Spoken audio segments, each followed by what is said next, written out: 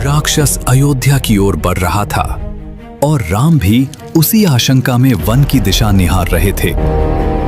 मेरा नमन स्वीकार करें। आपके जैसे पुरुषोत्तम को मिलना मेरा सौभाग्य है। मुझे पता है तुम क्यों आए हो। बोलो, क्या बोलना चाहते हो? आपने त्रेता युग में अनेकों राक्षसों का वध किया है। मैं चाहता हूँ कि किसी युग में मैं भी आपको मारूं। मैं तुम्हें वरदान देता हूँ, द्वापर में मैं कृष्ण रूप में जन्म लूंगा और मेरी मृत्यु तुम्हारे ही हाथों होगी। कहानी यही समाप्त नहीं हुई। यहीं से एक नया इतिहास आरंभ हुआ। समय का चक्र घूम चुका था। श्री कृष्ण अपने अंतिम क्षणों की ओर बढ़ रहे थे। यही वो पीपल का वृक्ष था जहां नियति ने अंतिम क्षण रचा।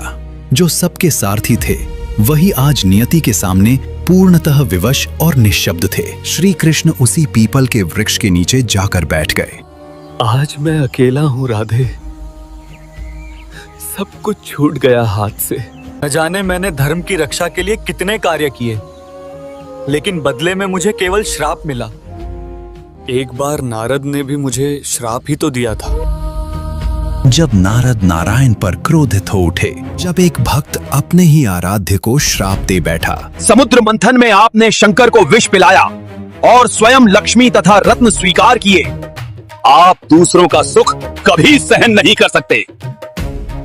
अब सुनिए, ये ब्रह्मापुत्र नारद का श्राप है। जिस प्रकार आज मैं विश्व मोहिनी के लिए विलाप कर रहा हूँ, उसी प्रकार आप भी अपनी पत्नी के लिए रोएंगे। मैं स्वीकार करता हूँ नारद।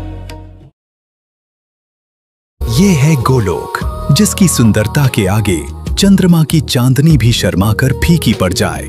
जहाँ की हवा के कण कण में राधा कृष्ण का प्रेम बसा है। ये है गोलोक की स्वामिनी राधा रानी। लेकिन राधा का मन दुख और पीड़ा से भर गया था। उदास बैठी राधा के कानों में तभी कृष्ण की पुकार गूंज उठी।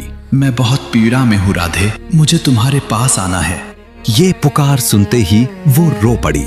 राधा की आंखें भर आईं और उसी क्षण एक गोपी उनके पास आ पहुंची। राधा, तुम रो क्यों रही हो?